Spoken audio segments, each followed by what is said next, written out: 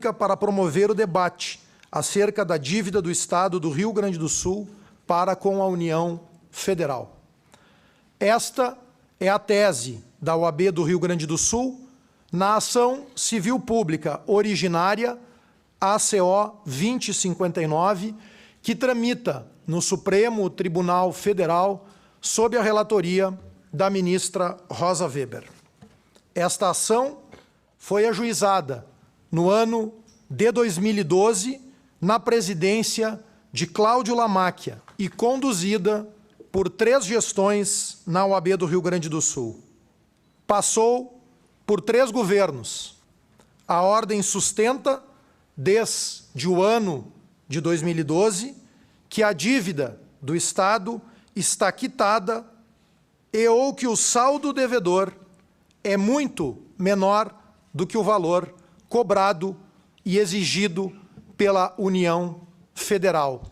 Há, nos autos desta ACO 2059, uma perícia que atesta irregularidades nos critérios de atualização da dívida e demonstra que o valor exigido pela União Federal é muito maior do que o efetivamente devido pelo Estado do Rio Grande do Sul.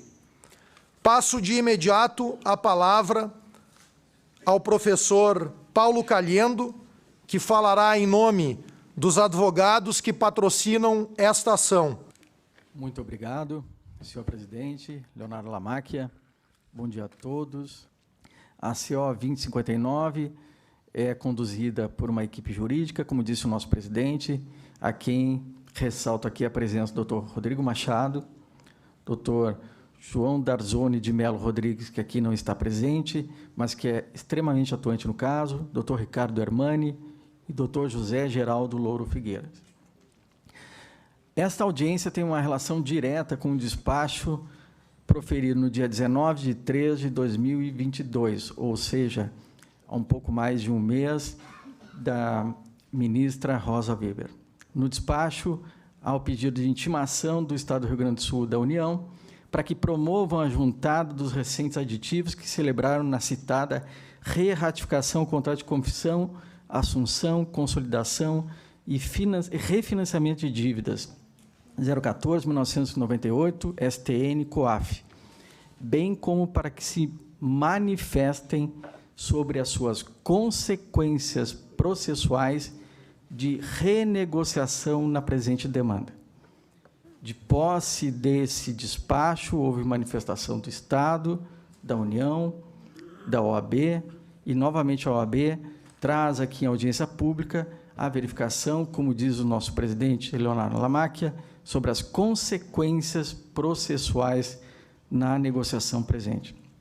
Cabe ressaltar que, no andamento da ação, houve o protocolo em 22 de 11 de 2012, sob a gestão do presidente Cláudio Lamáquia, e completa-se quase 10 anos de tramitação do processo.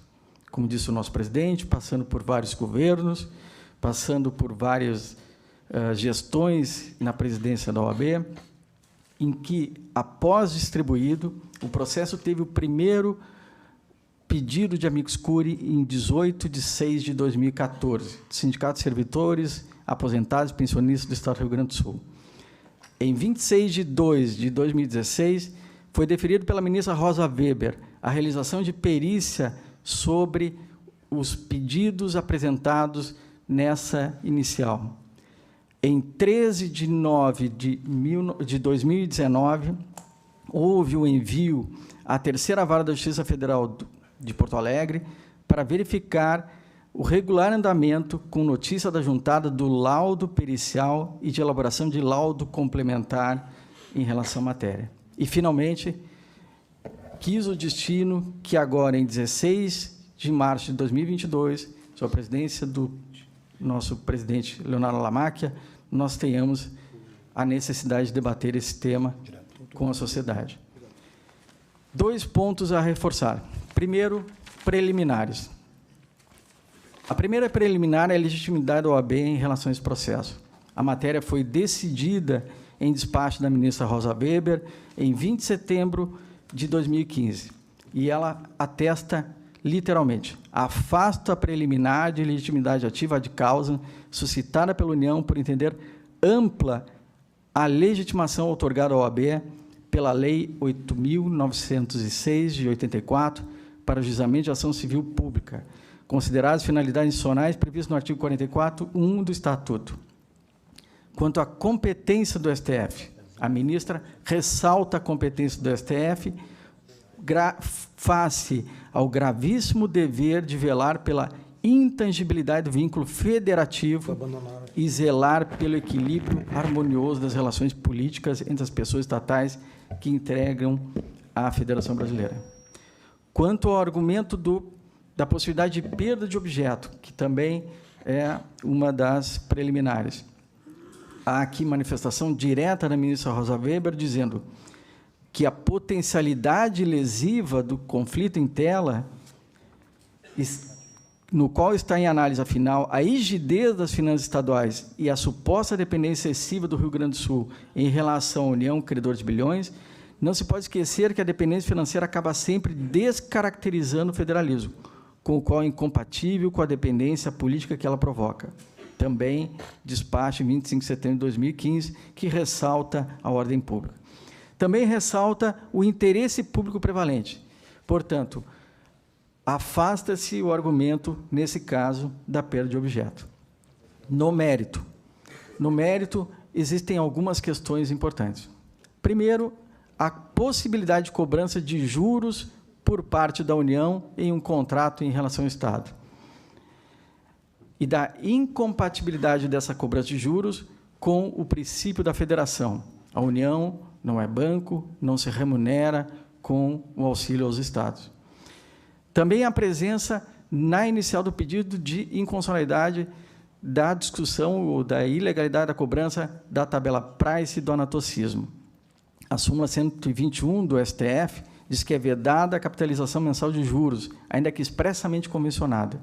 Posteriormente, a súmula 596 do STF vai dizer que é possível a cobrança em contratos financeiros. Como conclusão, dado que que o Tesouro Nacional não se configura como ente do Sistema Financeiro Nacional, não é instituição financeira, lhe é vedada a cobrança de juros sobre juro e a aplicação do anatocismo. Em relação ao índice, também não é aplicável o índice que estava previsto originalmente no contrato, considerando-se cláusula abusiva, e aplica-se conforme o Supremo Tribunal Federal, no RE 870/947, o IPCA e não o IGPM.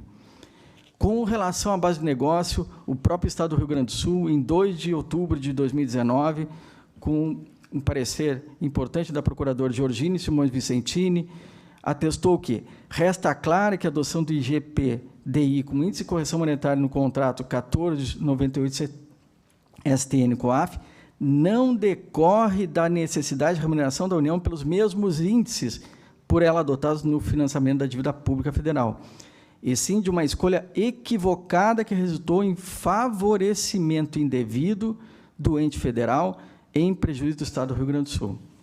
Portanto, o saldo devedor que está expresso na contratação, na renegociação, deveria ser revisto com consequências a serem debatidas na renegociação. Dito isso, passo a palavra ao nosso presidente e espero ter sido bastante objetivo. Muito obrigado.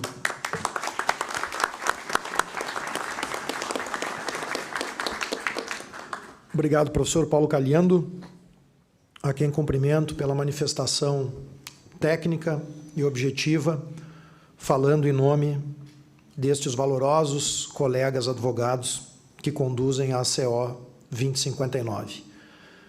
Passo de imediato a palavra ao senhor José Pedro Casarotto, que vai fazer uma manifestação técnica.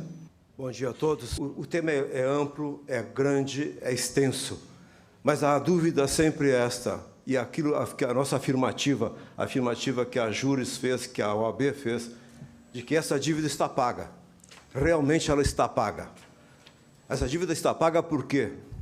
Tecnicamente apontamos na ACO 2059 que, numa nota técnica que nós elaboramos, com vários outros colegas da Auditoria Cidadã da Dívida, onde nós demonstramos com clareza que a dívida contraída pela União, na época da renegociação, no final da década de 90, aquela dívida que a União contratou, que ela contraiu dívida para fazer o refinanciamento.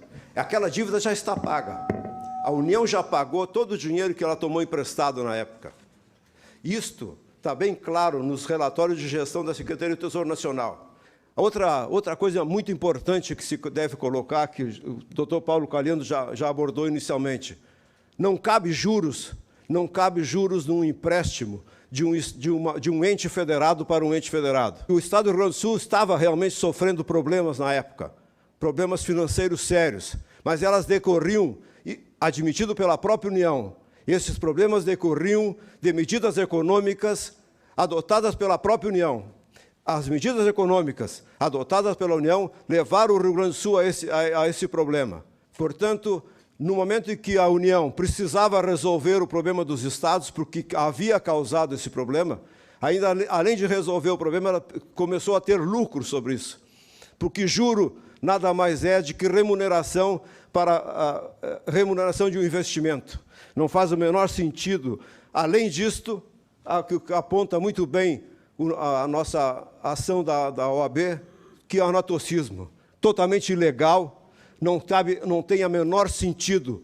A União, além de não poder cobrar juros, ainda pratica a ilegalidade do anatocismo, simulado pelo Supremo Tribunal Federal, como bem levantou o doutor Paulo Caliendo. Além disso, nós temos os tratamentos diferenciados, porque na dívida que nós temos contraído com o Rio Grande do Sul contraiu com a União, nós temos lá embutido uma dívida com o PROES, que foi a dívida contraída para resolver um problema do Banco do Rio Grande do Sul e para a extinção da Caixa Econômica Estadual. E esse problema dos nossos dois bancos, tinham acontecido porque justamente pelas medidas econômicas adotadas pelo governo central. Muito bem, tomamos lá dinheiro emprestado, sim, para resolver o problema do Banrisul e para a extinção da Caixa Estadual. Tomamos dinheiro. Mas antes disso, um ano anterior, houve o PROER, onde o governo federal, que também havia provocado o mesmo problema para os bancos privados, o mesmo problema, com as mesmas circunstâncias, os bancos privados tiveram até refis para pagar o saldo. E, segundo consta, até hoje, tem bancos que não pagaram nada. Foi separado os bad banks dos good bank. Good bank foi para frente e o bad bank, que é a parte da dívida, ficou por conta da administração do Banco Central, que sequer judicializou essa dívida. Então, nós temos, em 2001, os bancos federais também entraram em colapso por causa das medidas econômicas, que chamava-se o programa PROEF. Caixa Econômica Federal, Banco do Brasil, Banco da Amazônia, entraram em colapso também. Simplesmente a União simplesmente cobriu esse rombo.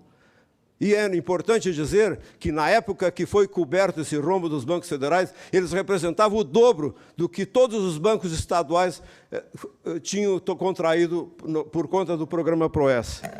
Nós temos N inconstitucionalidades nesse processo. Não faz sentido a sociedade gaúcha assumir essa responsabilidade, pagar esta conta e sem debatermos com mais profundidade. Não faz sentido a sociedade gaúcha, está sendo comprometida com o pagamento de um plano de recuperação fiscal que está embutido no regime de recuperação fiscal. Este plano está na Secretaria do Tesouro Nacional, segundo foi divulgado, segundo foi falado, está lá. Nós que vamos pagar essa conta não sabemos o que tem lá dentro. Poucos, 2, 3 burocratas da Secretaria do Tesouro Nacional sabem. Um ou outro burocrata aqui do Rio Grande do Sul sabe, mas a sociedade gaúcha, que vai arcar com essa responsabilidade pelo longo das próximas décadas, não sabe nada disso. Então, nós queremos pedir que a sociedade gaúcha solicite para o nosso parlamento um pouco mais de paciência, um pouco mais de calma. Vamos, por favor, examinar com mais detalhe isso, porque senão estaremos cometendo um grave risco, um grave crime contra as finanças públicas do Rio Grande do Sul. Muito obrigado. Obrigado.